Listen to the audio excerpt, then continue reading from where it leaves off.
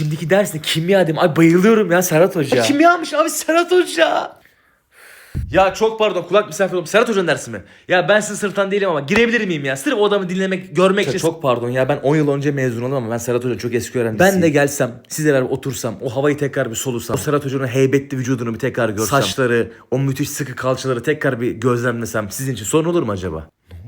Saçmalamayın, tabii ki ya, Serhat Hoca zaten bunu ister, biliyorsunuz Serhat Hoca'nın en büyük mottosu hani eğitim herkes içindir, tabii ki gelebilirsiniz. Günaydın çocuklar. Günaydın hocam.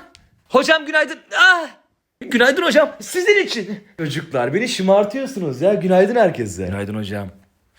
Ne diyorsun lan sen? Bir şey demedim, günaydın. Ne diyorsun oğlum? Bir şey demiyorum ya, günaydın dedim, ne dedim? Kalk. Allah günaydın dedim, ne dedim lan? Ya, dalga mı geçiyorsun lan? Ha? Serhat hocam, ben ödevi yetiştiremedim. Olsun kuzum, canın sağ olsun. Ben yaptım ödevi.